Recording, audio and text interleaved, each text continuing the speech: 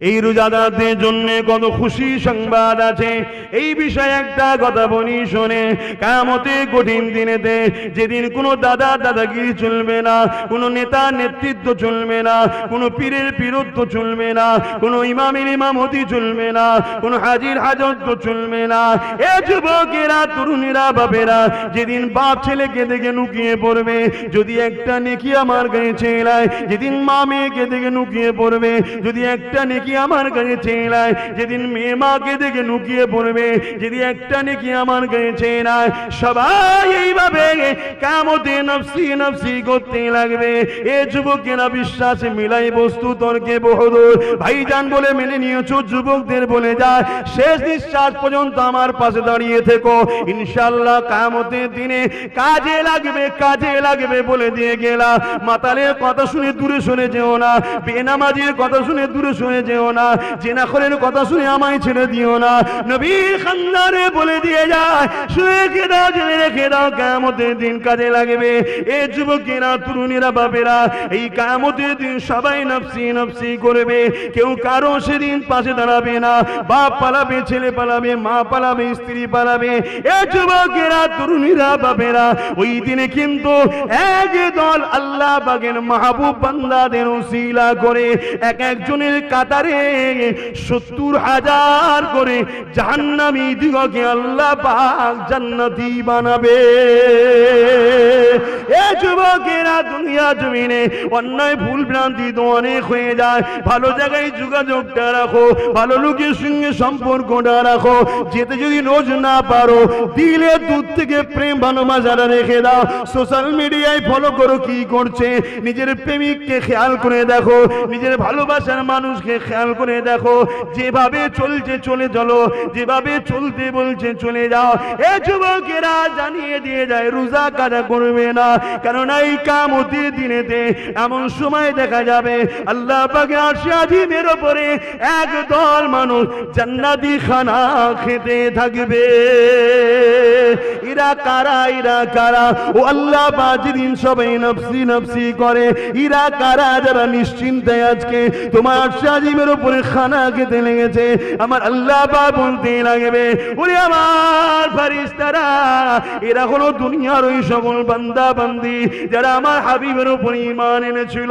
শর্ত হলো ঈমান, যারা আমার হাবিবকে প্যার করেছিল আর নবীকে ভালোবাসবো, নবীর খানদানকে গলায় ছুরিয়ে দেবো।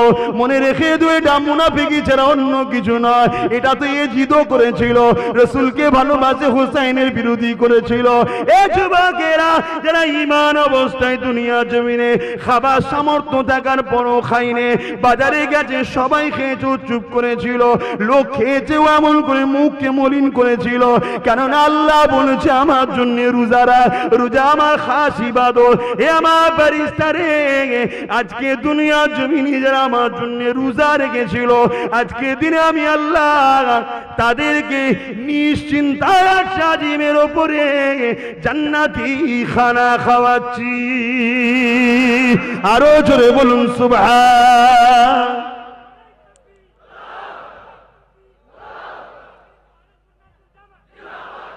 রোজাদারের ঝুটো ইফতার, রোজাদারের ঝুটো, ঝুটো পর্যন্ত নাকি কি বলে আপনাদের? এটো, যাই হোক আমরা ঝুটা বলি বা ঝুটো এটো যেটাই বলেন না কেন, অপরের জন্য বড় শেফা রহমত।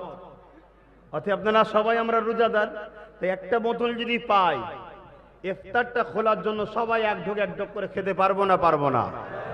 একটা জিহাদের ময়দানে, সংগ্রামের ময়দান। জিহাদ শব্দের মানে আমরা অনেকে ভুল ব্যাখ্যা করি। জিহাদ শব্দের মানে হলো সমস্ত বড়াই থেকে নিজের নফসকে বাঁচিয়ে ন্যায়ের পক্ষে চলা, এটা হলো সবথেকে বড় জিহাদ। জোরে বলুন সুবহানাল্লাহ। রোজাদারের জন্য দুটো খুশি, লিসাইমি ফারহাতানি, ফারহাতুন ইনদাল ইফতারি ওয়া ফারহাতুন লিকা রাব্বি। এ নওজওয়ানেরা, রোজাদাররা যখন ইফতার নিয়ে বসে আল্লাহ পাক হাদিসে কুরসির মধ্যে জানায় এটা একটা রোজাদারদের জন্য বড় আনন্দ। আর একটা হলো রোজাদারদিগকে আল্লাহ নিজের দিদার দেবেন বলেছে। এ যুবকেরা তোমরা বাপেরা আর এই রোজা কি ছাড়বেন না। এই রোজা 1 মাস আসছে, রোজা রাখবে আল্লাহকে খুশি করার জন্য রাখবে। কেন আল্লাহ বলেছে রোজা আমার খাস ইবাদত, নামাজ খাস ইবাদত বলেন, হজ খাস ইবাদত বলেন, যাকাত খাস ইবাদত বলেন, রোজাকে খাস ইবাদত বলেছে। সবটাই আল্লাহর জন্য। তবে রোজাটা কেন খাস বলেছে? নামাজের মধ্যে লোক দেখানো থাকতে পারে, নাও থাকতে পারে, না দেখানোটাই তো আল্লাহর জন্য।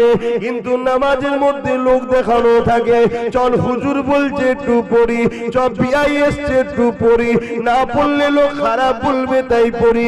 এখানে লোক দেখানো থাকতে পারে, কিন্তু কেউ শুকিয়ে শুকিয়ে থাকবে না, যদিও থাকে নুকিয়ে নুকিয়ে খেয়ে নেবে।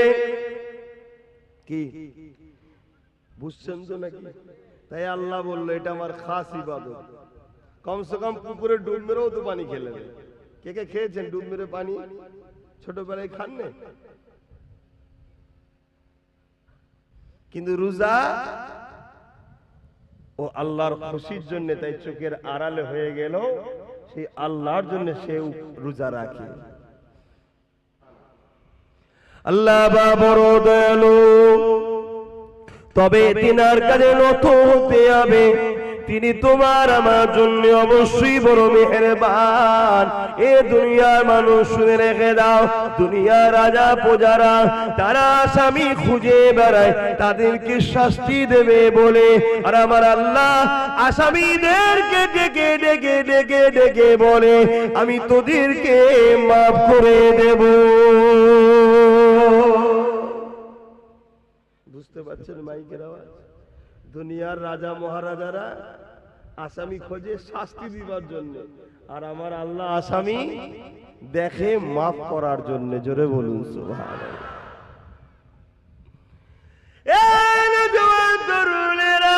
কি আলোচনা করবো সংক্ষেপ সময়, মনে রেখে দেবেন জীবনে কোনোদিন কাউকে খুশি দিনা করতে পারে, কখনো কারো মনে আঘাত দেবেন না। আল্লাহ সৃষ্টিকে কখনো জুলুম অত্যাচার করবেন না। আল্লাহ রসুল জানিয়ে দিলেন লা ইয়ারহামুল্লাহু মান লা ইয়ারহামুন নাস। যে মানুষকে ভালোবাসে না আল্লাহ দয়া সে পাবে না। ভালোবাসার প্রকৃত রাস্তা হলো আল্লাহর জান্নাতের রাস্তা দেখানো।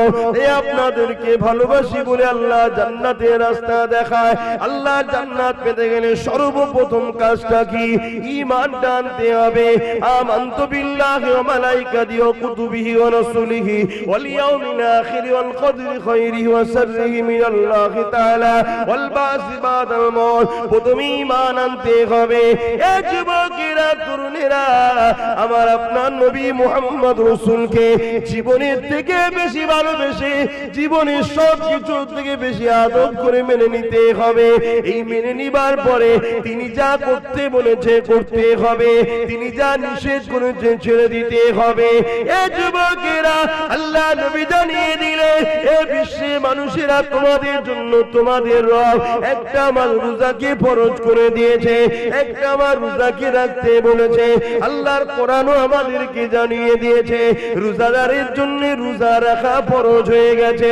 এবং এই রোজা এমন একটা নিয়ামত, as-sawmu li wa ana biya। আমার আল্লাহ জানিয়ে দিলেন রোজাদারদের জন্য সবথেকে বড় খুশির খবর এটা। আল্লাহ বলছে রোজা হলো আমার খাস ইবাদত, আর আমি আল্লাহ কুদরতি হাতে রোজাদারকে পুরস্কার নিজে দেব। রোজা নিয়ে বলি সংক্ষেপ সময়, আর কি বলবো? বা ওয়াজ করতে গেলে সময় লাগে, আমি কিভাবে ওয়াজ করবো? এইভাবে হবে? কোন দিকে যাবো দিশে খুঁজে পাইনি, কখন এখানে একটু কখন ওখানে একটু বলে ফেলছি। তাই দরুদ শরীফ ওই দিকেও কম পড়ানো হলে একটু পড়ানো দরকার, সব হয়। কেন আমি জানছি তুই কথা বলতেই পারবো না। যা তারপর এর মধ্যে থেকে একটাই কথা বলবো, জীবনের প্রতিটা মাকসাদ হবে আমার স্রষ্টাকে খুশি করা।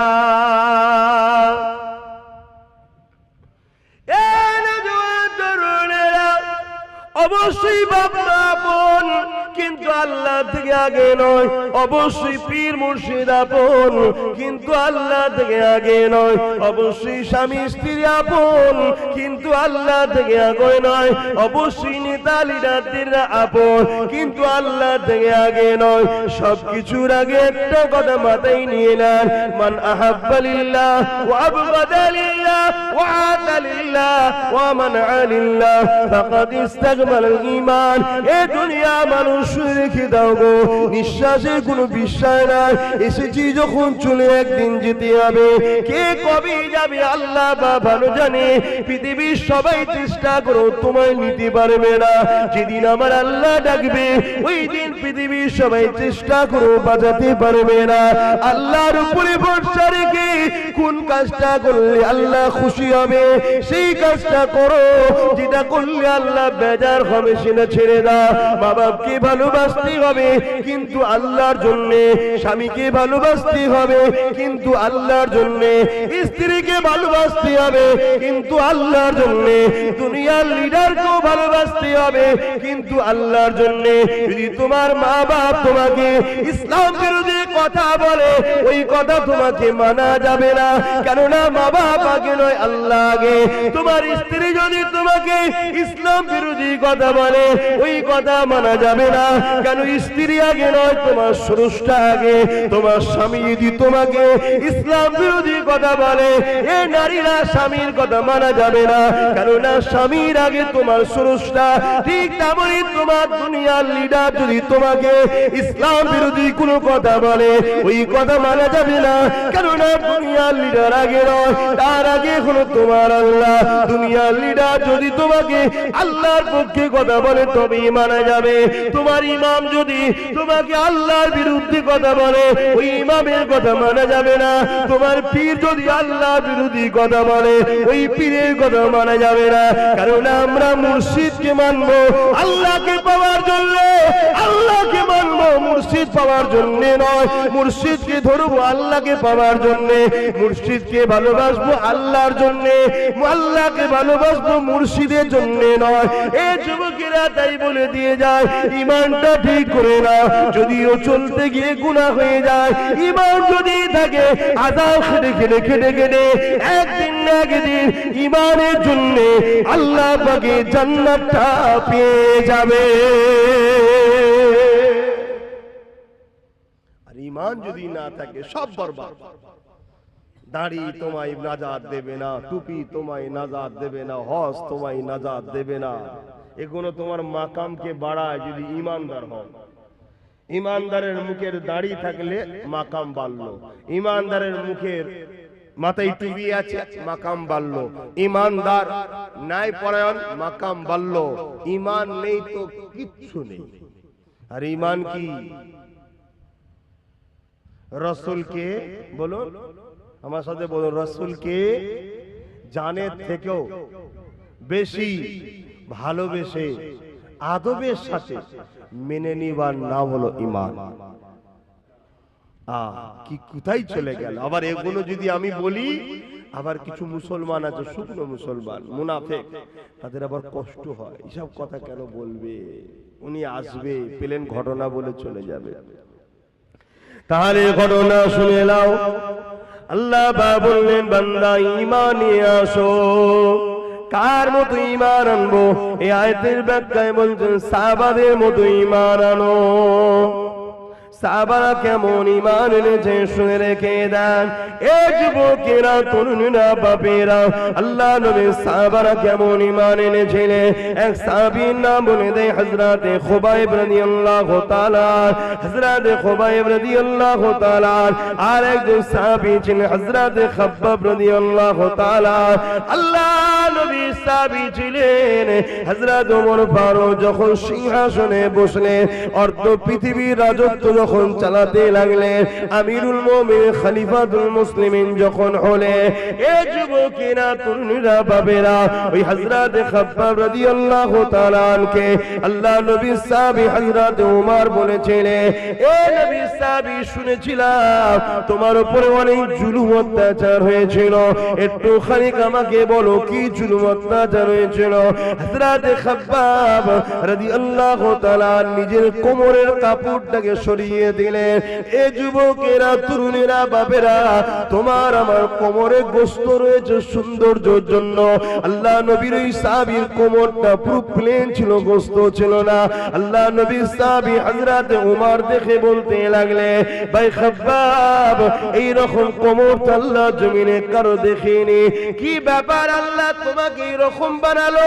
হযরত খাব্বাব বলতে লেগেছে, ও ভাই হযরত ওমর, আল্লাহ আমাকে সুন্দর কোমর দিয়েছিল, কিন্তু আমি নবীর পক্ষে যাওয়ার জন্য, নবীর দল করার জন্য, ন্যায়ের পক্ষে, সত্যের পক্ষে, মানবতার পক্ষে, ইনসাফের পক্ষে, মানব বন্ধনের পক্ষে, ভ্রাতৃত্বের পক্ষে, সত্যের পক্ষে থাকার জন্য তৎকালীন লিডার আবু যর উতবা সাইবাইরা আমাকে জুলুম করেছিল, আমাকে বলেছিল মুহাম্মাদের দল ছেড়ে দে আমাদের দলে চলে আয়, মুহাম্মাদের দল ছেড়ে দে আমাদের দলে চলে আয়, না হয় তোর উপরে জুলুম হবে, অত্যাচার হবে। ও ভাই হযরত ওমর, আমি বলে দিয়েছিলাম জান দিয়ে দেব, তথাপিও নাই সত্য ছাড়বো না। আজও তোমাদেরকে বলা হয়, কি বলা হয় না হয় না, জুলুমের দিকে আসো, মিথ্যার দিকে আসো, অন্যায়ের দিকে আসো, সন্ত্রাসীর দিকে আসো, ফিতনার দিকে আসো, খুনের দিকে আসো, মার্ডারের দিকে আসো, চিটিংবাজির দিকে আসো, তুলাবাজির দিকে আসো, বলা হয় না হয় না। আর বলতে লাগে না, আপনাদের ঘরে এখন এক মুঠো বিরিয়ানি দিলেই চলে যাবে, বেশি খরচ করতে লাগে না।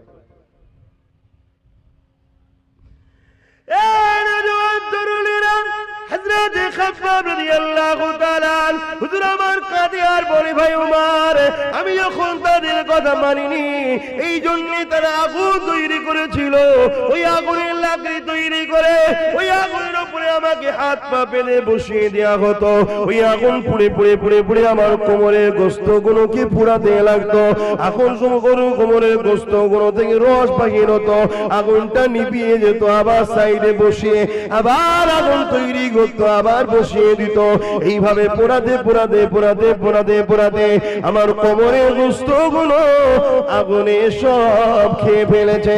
ভাই ওমর, আমার মুখে লটকে গরম করে ছেঁকা দেওয়া হতো, আর বলতো মুহাম্মদকে ডাকবি না, আল্লাহকে ডাকবি না।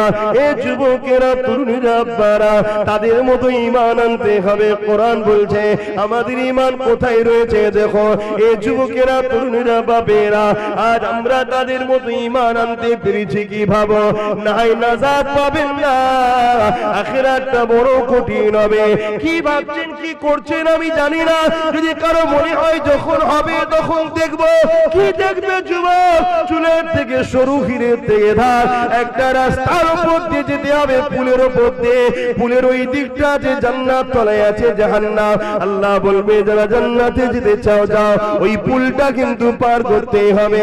ওই পুলটা পার করতে গেলে দুনিয়ার ঘুষ দিয়ে আমাদের চলে যাচ্ছে, দুনিয়ায় মার্ডার করার পর বাইরে বাইরে ঘোরা যাচ্ছে, কেননা নেতার হাত থাকলে সব জায়েজ হয়ে যাচ্ছে। কিন্তু এই পুলটা পার করতে গেলে কোনো ঘুষ চলবে না, কোনো দাদাগিরি চলবে না। ওই পুলটা পার করতে গেলে ঈমান লাগবে, ঈমান লাগবে। কেমন ঈমান? সাহাবাদের ঈমান যেমন ছিল, একদিকে হারাম তোমাকে ডাকছে, একদিকে হালাল তোমাকে ডাকছে, একদিকে শয়তান তোমাকে ডাকছে, একদিকে রাসূলের গোলাম আব্বাস তোমাকে ডাকছে, বা আলেম ওলামারা তোমাকে ডাকছে। এ বাপেরা, নওজোয়ান তরুণেরা, তোমাদেরকে ডিসাইড করতে হবে আমি রাসূলের দলে যাব না ইবলিসের দলে যাব। কারণ পৃথিবীর জমিনে দুটো দল আছে, একটা রহমান আল্লাহ পাকের দল, আর একটা হলো ইবলিসের দল। আল্লাহ দলের পক্ষে 1 লক্ষ মতান্তর, 2,24,000 নবী রাসূল এসেছে, আখরি নবী মুহাম্মদ রাসূল এসেছে। সেই নবীর বর্তমানে নবী পাকের পক্ষ থেকে নবীর ওয়ারিসরা রয়েছে। কারণ নবী আমার বিদায় নিবার সময় বলে গিয়েছিলেন, বাবারা শুনে রেখে দাও, আমি নবী তোমাদেরকে 3টে জিনিস রেখে এসে গেলাম। দুটো নয় তিনটে।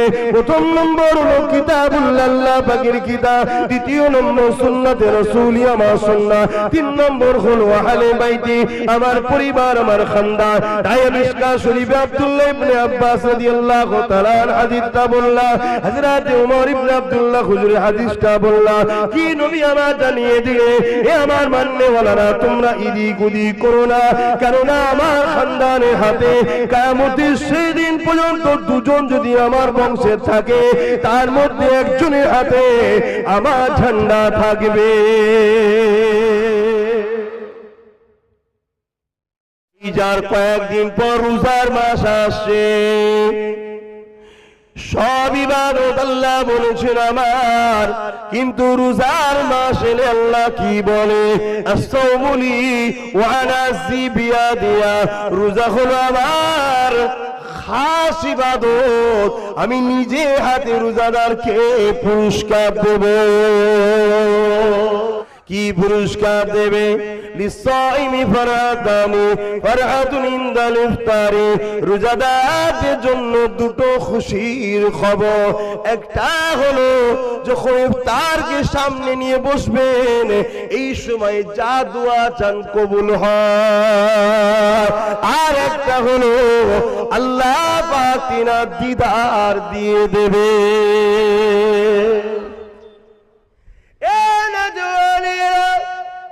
আমারা বুলেরা রোজা মাসে রোজা রাখবেন, রোজা আল্লাহ পাকের খাস ইবাদত। ভাইরা শুনে খেদান, ময়দানে মাসুর কিয়ামতের দিনে, যেদিন মাথার এক বেদা ইখতিলাফ, এক হাত উপরে আল্লাহ সূর্যকে নামিয়ে দেবে, সেদিন সূর্যের 12 গুণ তাপটা বেড়ে যাবে, মাথার খেনুগুলো নাক দিয়ে গলে গলে ঝরে ঝরে পড়তে লাগবে। এ যুবকেরা, বোনেরা, আম্মারা, বাপেরা শুনে রেখে দাও, এই কঠিন দিনেতে যেদিন জমিনের উপরে মানুষ দাঁড়াতে পারবে না, যার উপরে যা জোর চলবে, জোর করে বুকের উপরে পা দিয়ে দাঁড়িয়ে যাবে, এইরকম একটা কঠিন দিনে আল্লাহ পাকের আরশে আজিমের উপরে একদল লোকেরা জান্নাতি খানা খেতে থাকবে। আল্লাহর ফেরেশতারা দেখে দেখে বলবে, ও রব্বি, আল্লাহ পাকেরা কারা, যাদেরকে আপনি কঠিন মুসিবতের দিনে সবাই নাফসি নাফসি করে, তাদেরকে আপনি নিশ্চিন্তায় বসিয়ে বসিয়ে জান্নাতি খানা খাওয়াতে লেগেছে। আমার আল্লাহ পাক বলতে লাগবে, আমার ফেরেশতারা, দুনিয়ার জমিনে যারা ঈমান এনেছিল আমার উপরে, আমার হাবিবের উপরে, সব থেকে বেশি আমাকে, আমার হাবিবকে ভালোবাসতো, আর দুনিয়ার জমিনে আমার খুশির জন্য রোজা রেখেছিল, বাজারে গিয়েছিল, অনেকে খেয়েছিল, এরা খাইনি, ঘরে খাবার ছিল, অনেকে খেয়েছিল, এরা খাইনি। এরা যদি খেত কেউ বকতে পারত না, এরা যদি কেউ কেউ মারতে পারত না, এরা যদি কেউ কেউ আঘাত করতে পারত না। আমার ফেরেশতারা আমার খুশির জন্য এরা দুনিয়ার জমিনে এরা রোজা রেখেছিল, রোজাকে সম্মান করেছিল। আমি আল্লাহ আজকে কঠিন বিচারের দিনেতে এদেরকে আমার জান্নাতের খানা খাওয়া।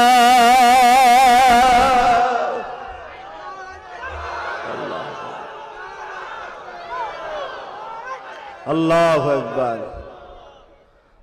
আশা রাখবো আমার ভাইরা, এই রোজার মাসটুকু আল্লাহর খুশির জন্য রোজা রাখবেন। দ্বিতীয় নম্বর, হালাল দিয়ে ইনকাম দিয়ে ইফতার করবেন। 3 নম্বর কথা, রোজার মাসে দেখবেন ফিতনা বেশি হয়। এখানে যত চাপ মারে হেড অফিস তত গরম হয়। যতটা পারেন রোজার মাসে ঘরের মধ্যে কাটাবেন, কোরআনকে পড়বেন। যদি পড়তে না পারেন, স্ত্রী পড়বে, শুনবেন, ও পড়ে যে নেকি পাবে, আপনি মন দিয়ে শুনলে সেম নেকি পাবেন। জোরে বলুন সুবহানাল্লাহ। যুবকেরা, যাবার আগে তৈরি হও, কেননা কবর প্রতিদিন তোমাকে আমাকে ডাকে। এ দুনিয়া মানুষেরা, আমি কবর বড় একা, আসার আগে তৈরি হয়ে আসো। প্রতিদিন ডাকছে তোমাকে আমাকে, আসার আগে তৈরি হয়ে আসো।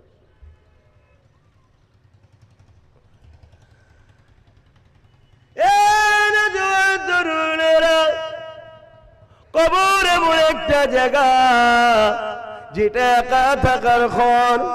এত ভালোবাসা দরদের মানুষ কেউ কোনোদিন কবরে একদিন থাকবে না।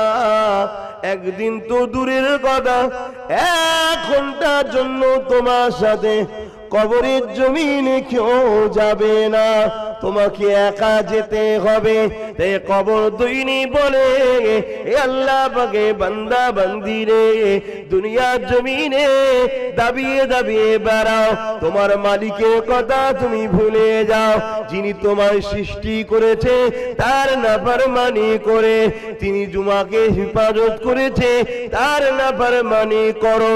যিনি তোমাকে খাওয়ায় তার নাফরমানি করো, যিনি তোমাকে নিঃশ্বাস দেয় তার নাফরমানি করো। আর তোমরা ইবলিস শয়তানের কথা মেনে চলো, কেননা ইবলিস হলো তোমাদের প্রকাশ্য দুশমন। ইবলিস চায় আল্লাহ দাস দাসী গুলো আল্লাহ পাকের বিরোধী রাস্তাতে যাক। এই জন্য ইবলিস আমাদের ঘরে জাহান্নামের দিকে নিয়ে যেতে চায়। কেননা বাপ আদমকে সৃষ্টি করার পরে আল্লাহ বলেছিল তাজিমি সিজদা করো, ইবলিস সিজদা করেনি বলে আল্লাহ তাকে কাফের বলে বার করে দিয়েছে। সেই থেকে ইবলিসের রাগ, আদমের সন্তানগুলোকে আমি জাহান্নামী বানিয়ে দেব। এই যুবকেরা তরুণেরা, আল্লাহ চার বান্দা তোরা আমার জন্য রোজা রাখবি, হজ করবি, যাকাত দিবি, দান খায়রাত করবি, নারীরা পর্দায় থাকবে, হালাল খাবি, গান বাজনা জিনাত পাবিচারি জিওয়া থেকে সুদ থেকে ঘুষ থেকে দূরে থাকবি। কিন্তু ইবলিস শয়তান চায় আল্লাহ যে কোনো করতে নিষেধ করেছে ওই গুণ বান্দা গুলোকে করাবো, আর আল্লাহ যে কোনো করতে বলেছে ওই গুণ বান্দাকে করতে দেব না। এ হলে বান্দা আল্লাহ বিরোধী হয়ে যাবে, ওই বান্দা আদম সন্তানগুলোকে জাহান্নামে দিয়ে দেবে। এ যুবকেরা তরুণীরা বাপেরা, কিন্তু আমার আল্লাহ এতই দয়ালু, ইবলিসের পাল্লায় পড়ে পড়ে আমরা দুনিয়ার জমিনে যদি পার পার পরিমাণ গুনাহ করে ফেলি, আমার আল্লাহ তরফিও তোমাকে আমাকে ডেকে ডেকে ডেকে ডেকে বেড়ায়, খুঁজে খুঁজে খুঁজে খুঁজে আমার আল্লাহ পাক তোমাকে আমাকে ফেরেশতাদের দিয়ে খুঁজে খুঁজে নিয়ে আসে।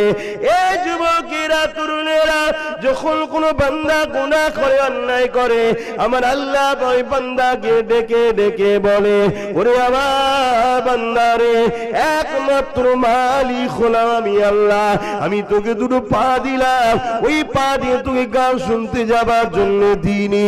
বান্দা আমি যদি তোকে খোরা বানাতাম কেউ তোকে নিয়ে যেত না। এ বান্দারে, পা দিয়েছি, পা দিয়ে তুই আমার রাস্তায় যাবি, হালাল ইনকাম করবি, ওই পা দিয়ে গরিব বিমতিদের দেখতে যাবি। বান্দারে, আমার দিয়া নিয়ামত নিয়ে আমার রাস্তা বিরুদ্ধে চলতে লেগেছে। এইভাবে বান্দা বান্দি যখন পাপ করতে থাকে আল্লাহ পাক ওই সময় বান্দা বান্দি দিওয়াকে ডাকতে থাকে, আয় ফিরে আয় ফিরে আয়। বান্দা বান্দি আসে না, মসজিদে আযান দিয়ে দেয়, বান্দা বান্দি ক্লাবে আড্ডা দেয়, বিভিন্ন জায়গায় আড্ডা দেয়, গান বাজনার মধ্যে লিপ্ত থাকে, ইবলিসের ধোঁকায় পড়ে থাকে। আমার আল্লাহ ডেকে ডেকে বলে, ওরে আমার বান্দারে, ইবলিসের ধোঁকায় পড়ে নামাজটা কাজা করে ফেললে, এত অন্যায় করার পরও যদি কোনো বান্দা বান্দি আল্লাহ দরবারে ফিরে এসে মাথা নত করে দিয়ে বলে, আল্লাহ ভুল করে ফেলেছি, ক্ষমা করে দেন, আমার আল্লাহ জানিয়ে দেন, ওর চোখ দিয়ে যদি মাছির মাথাতে ক্ষুদ্র পানি বেরোয়, আমি আল্লাহ ওই বান্দা বান্দি জীবনের গুনাহকে মাফ করে দিই।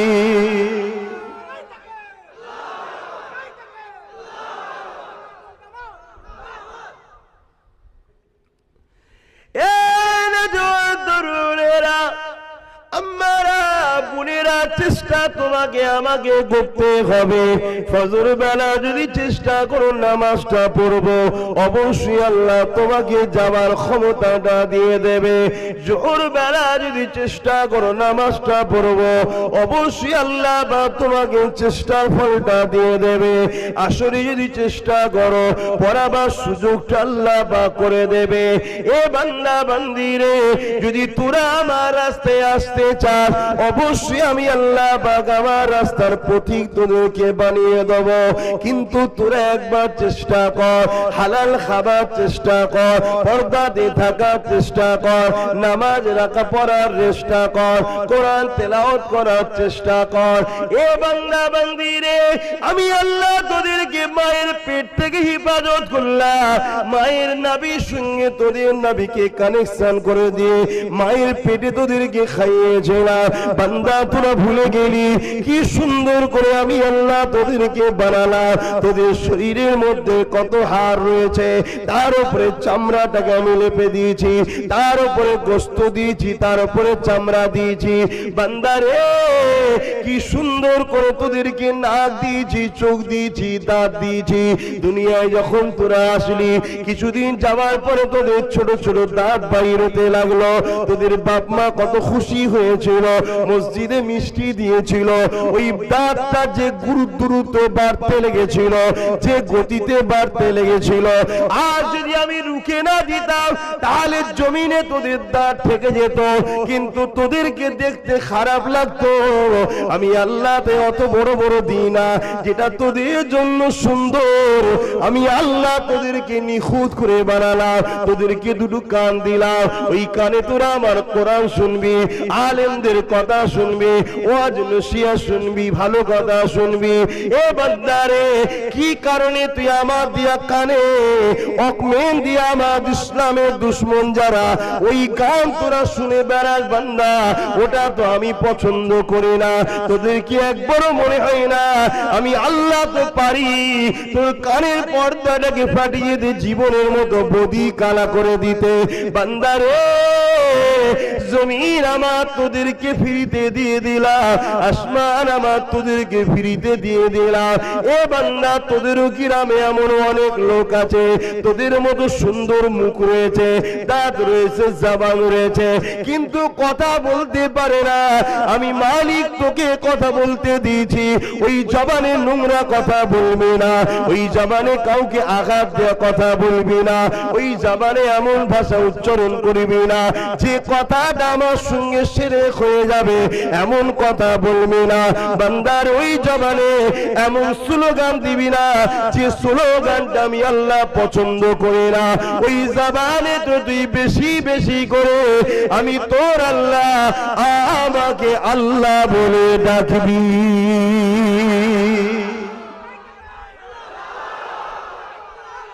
আল্লাহু আকবার, আল্লাহু আকবার, আল্লাহ। ভাবতে হবে আমার ভাইরা, ভাবলে দেখবে পরিবর্তন হয়ে যাবে। ভাবতে হবে। হালকা বয়সে হয়, জলসা লাইনে নাবার আগে হালকা বয়সে আমিও তো অনেক বদমাইশ ছিলাম, হই হই করে বেড়াতাম। কিন্তু না, যেদিন থেকে ভাবতে শুরু করেছি এই জন্য আমাকে আমার মালিক দুনিয়ায় পাঠাইবে কেন, সামান্য জিন্দেগি আমাকে তার কাজ করে তাকে খুশি করতে হবে, পুরস্কারে জান্নাত ও তার দিদার নিতে হবে। একটা কোম্পানিতে চাকরি করো, তোমাকে 8 ঘন্টার কাজ করতে হবে, কাজ শেষ হবে মাইনে তুমি পাবে ডিউটির শেষে, তাই তো নাকি? শুনছেন তো? তুমি ওই সময় খেলাতে হই হই করে কাটিয়ে দিলে তোমার কি হবে? কিছু পাবে? আর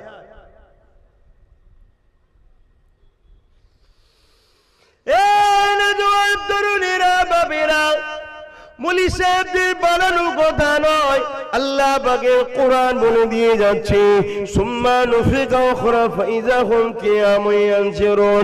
মৃত্যু সবার হয়ে যাবে, আবার সিংহাতে ফু দিয়া হবে। যেমন জমিনের নাগল দিলে আলু ওঠে, ওইভাবে জমিন থেকে মানুষ উঠতে লাগবে। ওই দিনটা হবে বিচারের দিন। কত কঠিন হবে যুবক শোনো, আমার বোনেরা শোনো, আমার আমার ভাইরা শোনো, আমার আপনজনরা শোনো, ভালোবাসি তাই বুঝায় এই দুনিয়া রং তামাশাই নেচে যেও না গো। আমার ছোট হুজুর পীর কেবলা বলতেন, বাবারা গিলটির চমকে সোনা ভুলে গেলে, এই দুনিয়ার চমক এটা হলো গিলটি, এই দুনিয়ার গান বাজনা ফাংশন এটা হলো গিলটি, এই দুনিয়ার আনন্দ খুশি এটা হলো গিলটি। এই গিলটির চমকে সোনা ভুলে গেলে জান্নাতের আরাম আয়েশটা হলো সোনা। এই জন্য বুঝাতে চাইছি, জান্নাতি দিগকে যে হুর দেওয়া হবে, ওই হুর যদি দুনিয়ার জমিনে একটা ছেড়ে দেওয়া হয়, পৃথিবীর জমিনে মানুষেরা তাকে ধরার জন্য খাওয়া দাওয়া ঘুম সব ছেড়ে দিয়ে, ছেলে মেয়ে বুড়ো বুড়ি বাচ্চা সবাই তার পিছনে ছুটতে লাগবে। আল্লাহ পাকে এত সুন্দর সৃষ্টি, সেই ৭০টা করে হুর প্রতিটা জান্নাতীদের সেবার জন্য আল্লাহ পাক দান করবে। একটু তো ত্যাগ স্বীকার করতে হবে। কোম্পানি এসে বলল, এই কাজগুলো এবারে করে দে, মাসের শেষে তোকে আমি ৩০,০০০ টাকা মাইনে দেবো। তা আপনাকে তো ৩০ দিন একটু কষ্ট করতে হবে, তারপরে তো ৩০,০০০ যখন পাবেন গুনবেন, কি ভাল লাগবে তখন। আমি দুনিয়ার সাথে একটু টালি করছি, চলে না, আপনারা আম মানুষ তাই বোঝাচ্ছি, তবে তো আখেরাতের মজাটা পাবেন। এটা তো এটাই তো পরীক্ষা, এটাই তো পরীক্ষার জায়গা। যে একদিকে তোমাকে আমার আল্লাহ রোকে নে, এখনই যদি কেউ যে সাইডে সিগারেট খায়, আমি কি রুখতে পারবো? না, আমার আল্লাহ রুখছে, কিন্তু জানিয়ে দিয়েছে এটা চলবে না। কথা বুঝে আসছে? ঠিক তেমনি যদি কেউ বাড়ি গিয়ে সুদের টাকা খায়, আমি কি রুখতে পারবো? কিন্তু সুদ খাওয়া হলো আল্লাহর সঙ্গে যুদ্ধ ঘোষণা করার পাপ। কত খারাপ।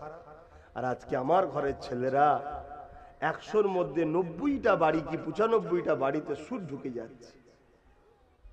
ঢুকছে না, ঢুকে নে বলুন। আমরা ভয় করি।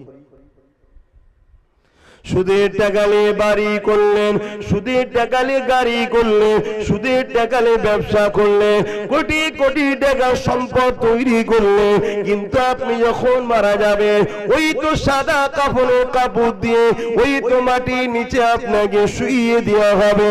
ওই কবর আপনাকে বারবার ডেকে ডেকে বলে, ওরে আল্লাহর বান্দা বান্দিরে, লোক তোকে জাহান্নামে নিয়ে যাচ্ছে। শুনে রেখে দে, ওই কবরের জমিন বলতে লেগেছে, আমি কবর হলাম একা থাকার জায়গা, আসার আগে তৈরি হয়ে যাও। আমি কবর হলাম পোকামাকড়ের জায়গা, আসার আগে তৈরি হয়ে আসো। আমি কবর হলাম মাটির ঘর, আসার আগে তৈরি হয়ে আসো।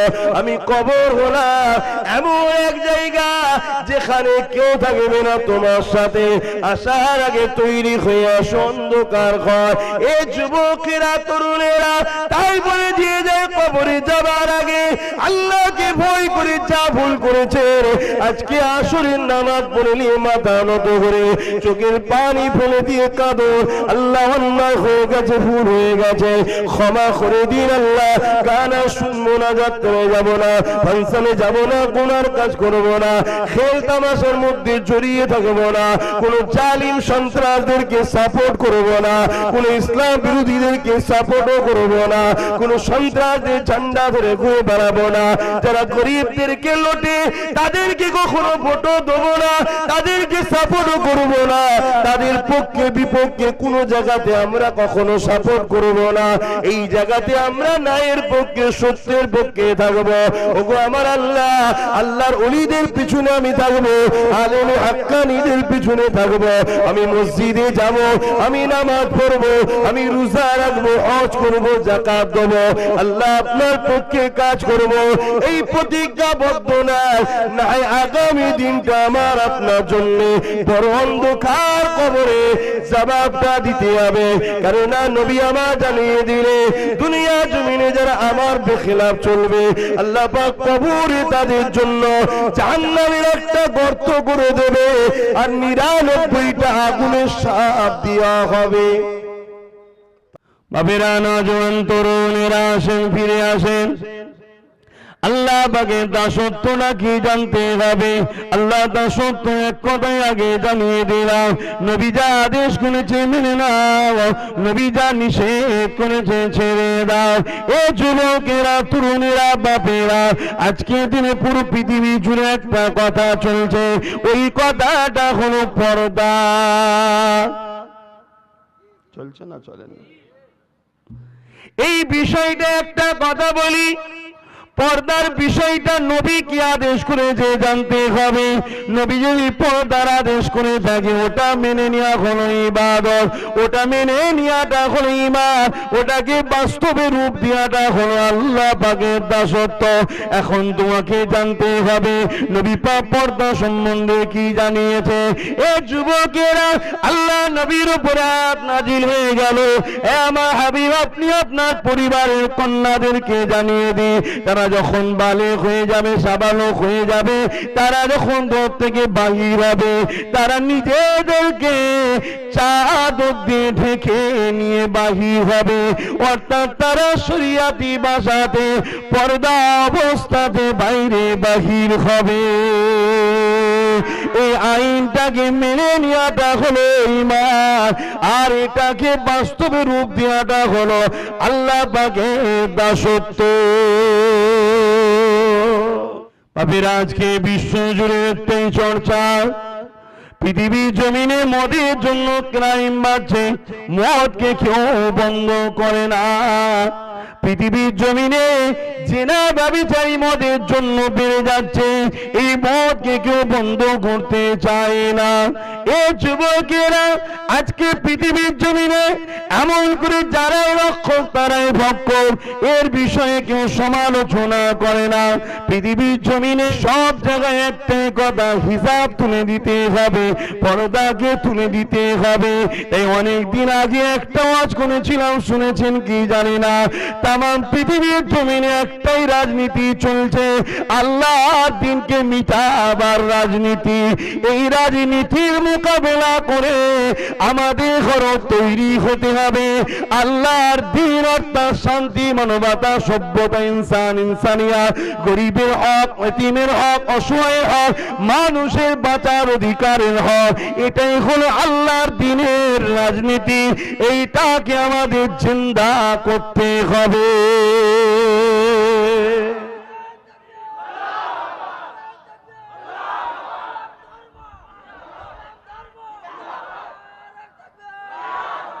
আমার কথাটাই কারো গায়ে লাগলো? জবানে আমার কথা দিয়েছে কে? আল্লাহ, তার কথা বলবো। এতে যদি আমার ভাই ধরা পড়ে যায়, আমার কিছু করার নাই। এতে যদি আমি নিজেও ধরা পড়ে যাই, পরিবর্তন হয়ে নিতে হবে, এতেও কিছু করার নাই। এতে যদি আমার পরিবারে কেউ ধরা পড়ে যায়, এতেও আমার কিছু করার নাই। এতে যদি আমার বাপ মা ধরা পড়ে যায়, এতেও আমার কিছু করার নাই। কেননা বাপ মার আগেও এই মেম্বারটা জিনার, তিনি আমার কাছে আগে, তিনি হলেন আমেন আল্লাহ নবী মুহাম্মাদুর রাসূল।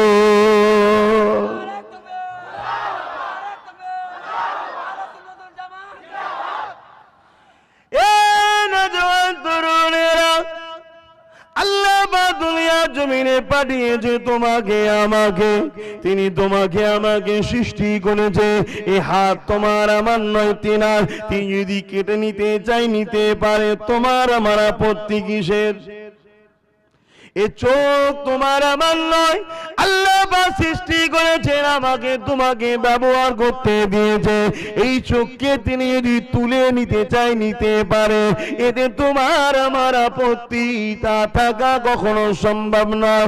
কেননা আপত্তি করো তো রুখতে পারবে না। খুশি মনে যদি জানিয়ে দাও আল্লাহ আমি তো খোদ তোমার, তুমি যেমন করে খুশি তোমার সৃষ্টিকে খরচ করতে পারো, আমার কোনো আপত্তি নয়। ওই শরীরটাকে, ওই জিসমটাকে আল্লাহ বা দুনিয়া তো হিফাজত করবে, আখিরাতে জান্নাতে তাকে জাযাই দেবে। মাইকের আওয়াজ বুঝতে পাচ্ছেন তো? এই মাইন্ডটা সেটিং করো যে আমি আমার নয়, এ পা আমার নয়, এ শীর্ষটা আল্লাহ আমাকে ব্যবহার করতে দিয়েছে। আমার মধ্যে যে রুটা আছে, জান যাকে বলা হয়, এটা কার কথা শোনে?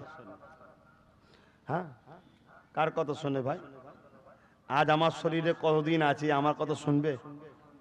আমি যদি বলি থাক, আর আল্লাহ যদি বলে চলাই, কার কথা শুনবে? তাহলে এটা কি আমার? কার সৃষ্টি? অর্থাৎ একে জোর করে রাখা যাবে? তাহলে এইটার উপরে জোর চালিয়ে লাভ নেই। বাবেরা, জিন্দগির মাকসাদ একটাই, তৈরি করো। তোমাকে বানানো কেন হয়েছে, কি জন্য বানানো হয়েছে সেটাই তুমি জানো।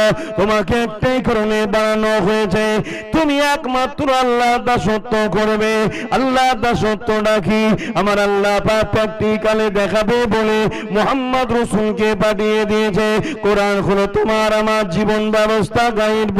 এই কোরআনের বাস্তবটা হলো মুহাম্মদ রাসূল। তাই আম্মা আয়েশা সিদ্দিকা রাদিয়াল্লাহু তাআলা আনহা জানিয়ে দিলেন, কানা খুলুকুল্লাহুল কোরআন। এ বিশ্বের মানুষেরা, আমার নবী পাকের চরিত্র মুবারকটাই হলো কোরআন। নবী যা কিছু করেছে হুবহু কোরআন অনুযায়ী করেছে। আল্লাহর বাণী হলো কোরআন, অর্থাৎ আল্লাহর কথা অনুযায়ী করেছে। তাই নবী আমার পৃথিবীর জমিনে সব থেকে বেশি আল্লাহর দাসত্ব করেছে। এই মুসা নবীর থেকে আমার নবী বেশি আল্লাহর দাসত্ব করেছে। ঈসা নবীর থেকে আমার নবী বেশি আল্লাহর দাসত্ব করেছে। আদম নবীর থেকে বেশি দাসত্ব আমার নবী করেছে।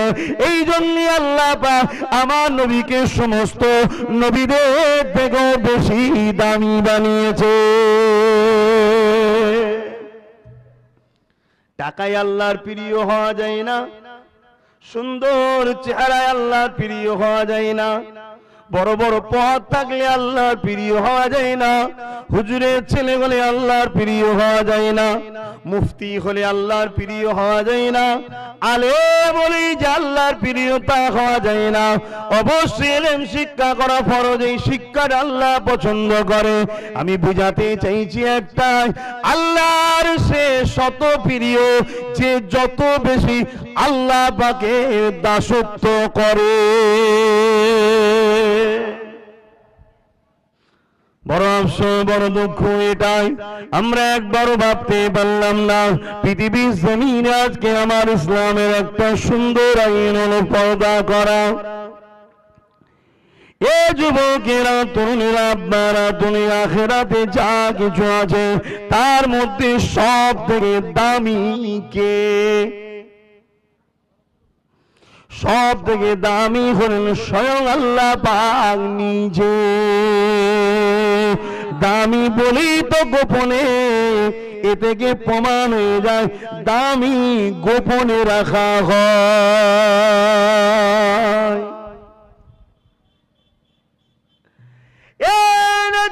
তরুণেরা, বাপেরা, মায়েরা, খুব ঠান্ডা মাথায় বুঝে নেন, দুনিয়ায় তোমাকে জোর করে চাপিয়ে দেওয়া হবে, পর্দা করা যাবে না।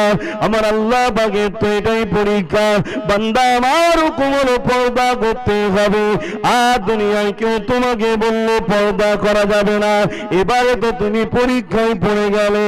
এখানে দুনিয়ার আইন যদি তুমি না মানো তাহলে তোমাকে জেল হবে, তোমার বাচ্চাকে স্কুলে ঢুকতে দেওয়া হবে না, তোমার বাচ্চাকে চাকরি বাকরি দেওয়া হবে না, তোমার বাচ্চাকে দুনিয়া সুযোগ সুবিধা দেওয়া হবে না। এটাই তো তোমার জন্য পরীক্ষা। এখন তুমি দুনিয়া সুযোগ সুবিধা ছেড়ে দেবে, পড়াশোনা ছেড়ে দেবে না আল্লাহ পাকের আইনটাকে ছেড়ে দেবে? এটাই তো তোমার জন্য পরীক্ষা। আর এই পরীক্ষার শিকার তো তুমি নিজে হয়ে গেলে। কেননা তুমি যদি তোমাকে চিনতে পারতে, তুমি যদি তোমার লিডারদেরকে বুঝতে পারতে, তুমি তোমার লিডার কি হবে সেটাই তো তুমি জানো না। তুমি যদি মোস্তফা জানের অনুসারী হয়ে যাও, দুনিয়ার কে কাকে মানছে দেখার দরকার নাই। আল্লাহ নবী জানিয়ে দিলে, আমার উম্মতেরা, বাবারা শুনে রেখে দে, তোরা আমার খানদান কুরাইশ বংশের আওলাদের পাশে দাঁড়াবি, তোরা তো তাদের নেতৃত্ব মানবি। তরুণেরা, মাফ করবেন যদি আমার কথায় ব্যথা পান, ব্যক্তিগতভাবে কাউকে বাধা দিতে আমি আসি না, কারণ আমার আল্লাহর এই দিন বলতে লেগেছে কেউ যদি মানুষের দিল ভেঙে দেয় আমার আল্লাহ পাক তাকে নারাজ হয়ে যে জাহান্নাম দেবে। নিজের কোনো স্বার্থে আপনাকে আঘাত দিতে আসি না, আপনাকে বাঁচাবার জন্য আদবের কায়দা শিখাতে এসেছি, তাই বলে দিয়ে যায়, শুনে রেখে দেয়। যদি বলেন তোমাকে শিখাতে হবে না, বড় দুঃখ লাগবে, তাহলে এনেছেন বা কেন? কি কথা বলবো? আল্লাহর কোরআন থেকে বলি, রসুলের সুন্নাহ থেকে বলি, ওলি আউলিয়াদের জীবন আদর্শ বলি, যদি এটা আমাদের জন্য শিক্ষা না হয় তাহলে কাদের থেকে শিক্ষা নেবে? এ যুবকেরা, তরুণেরা, বাপেরা, আজকে যে বিষয়টা নিয়ে আলোচনা করতে লেগেছি, একদল মানুষ বলে বেড়াতে লেগেছে পর্দা নাকি নারীদেরকে অপমান করতে লেগেছে। প্রথমে জানিয়ে দিয়ে যায় পর্দা শুধু ইসলামের বাণী নয়, পর্দার কথা শুধু ইসলামে নয়। এই যুবকেরা, আমি যে দেশে বাস করি এই ভারতবর্ষে একটা ধর্ম আছে যেটাকে সনাতন ধর্ম বলা হয়। ওই সনাতন ধর্মের ধর্মগ্রন্থ বেদ, ওই বেদের মধ্যে আছে নারী তুমি মাথায় কাপড় দিয়ে রাখবে এবং নিজেকে ঢেকে রাখবে। নারীর পোশাক হবে পুরুষের মতো নয়, পুরুষের থেকে আলাদা হবে। নারী তুমি নিজেকে ঢেকে রাখো। এই ঢেকে রাখাটা হলো ভারতের সংস্কৃতি, এই ঢেকে রাখাটা হলো ভারতের সভ্যতা, এই ঢেকে রাখাটা হলো আমার দেশে সনাতন ভাইদের ধর্মগ্রন্থের কথা। এ যুবকেরা, তরুণেরা, কে রাখবে না রাখবে তার ব্যাপার, কিন্তু আমার দেশ আমাকে অধিকার দিয়েছে, আমি আমার ধর্মীয় স্বাধীনভাবে চলবো। কিন্তু আজকে বড় দুঃখ লাগে বলতে, ওই অধিকার আমাদের খর্ব করা হচ্ছে, আমাদের অধিকারটা কেড়ে নেওয়া হচ্ছে। কেন কেড়ে নিচ্ছে? আমরা এর জন্য নিজেরাই দোষী।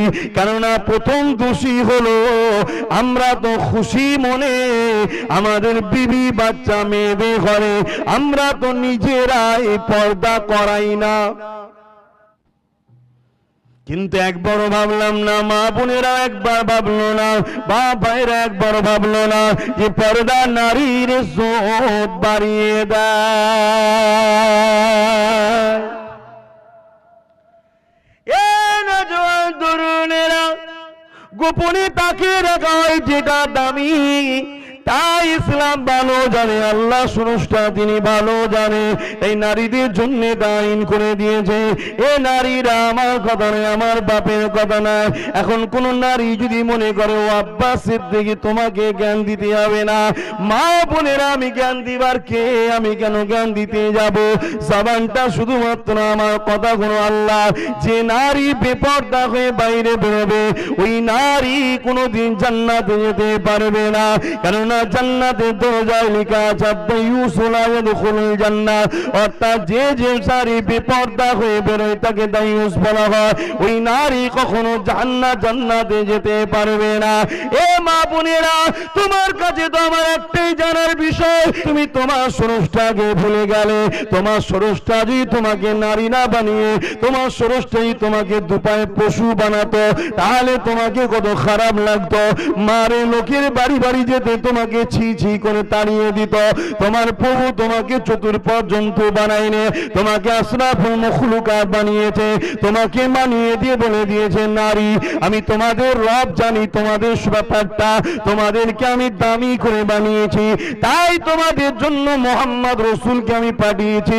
ওই মোহাম্মদ রসুল জানিয়ে দিচ্ছে, যেটা শুনে রেখে দাও, ওই মোহাম্মদ রসুল বলে দিয়েছে নারীরা তোমরা যখন বাইরে বেরোবে নিজেদের ঘরে বেগানা পুরুষের খারাপ নজর থেকে ঢেকে রাখো।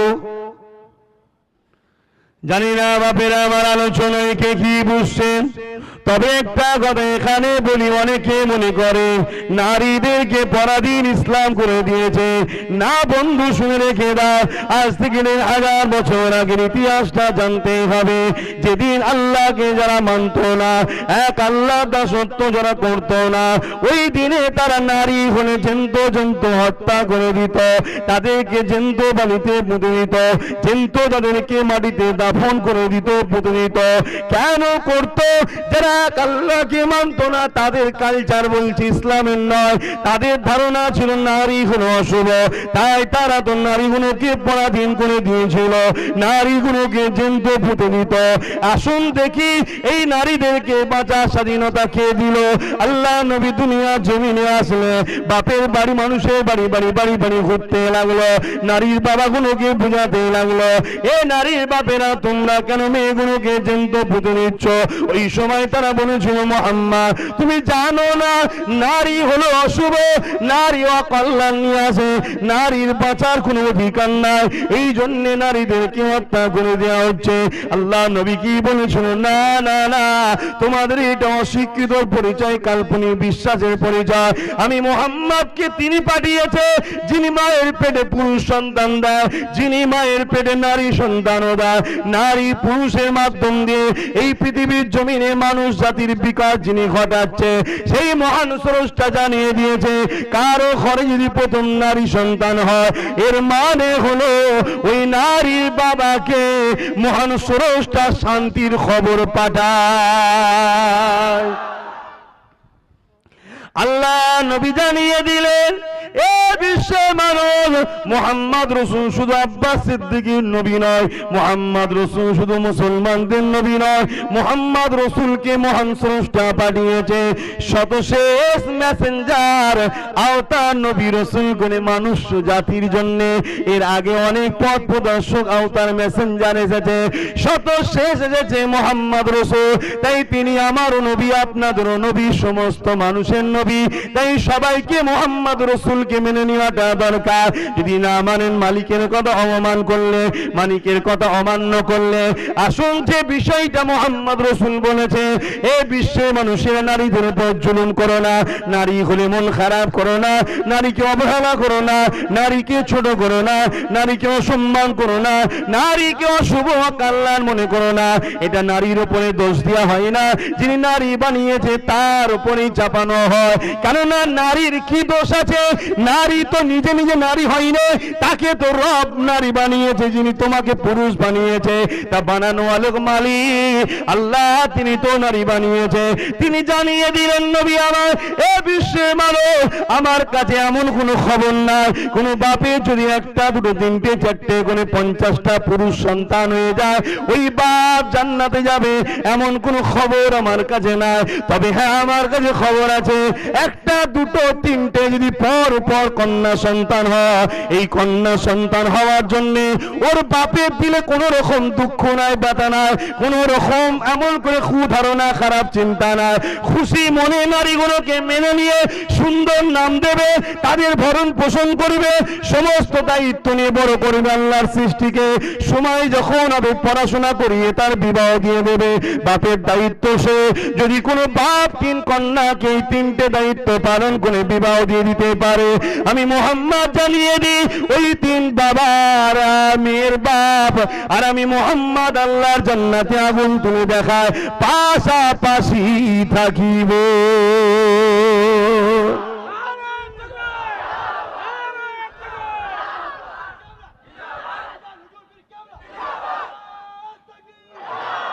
মাইকের আওয়াজ বুঝতে পারছেন তো?